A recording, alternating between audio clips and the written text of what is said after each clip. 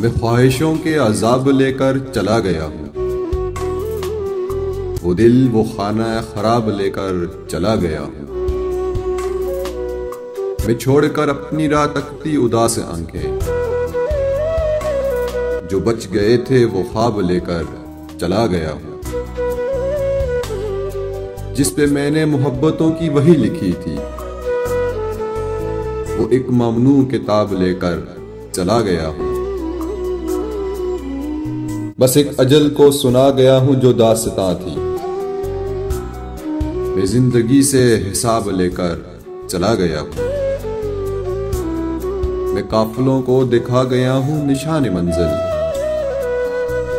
میں راستوں کے سیراب لے کر چلا گیا ہوں۔ انہیں کہو کہ میں ڈھونڈنے سے نہیں ملوں گا، میں گرد راہ کی نقاب لے کر چلا گیا ہوں۔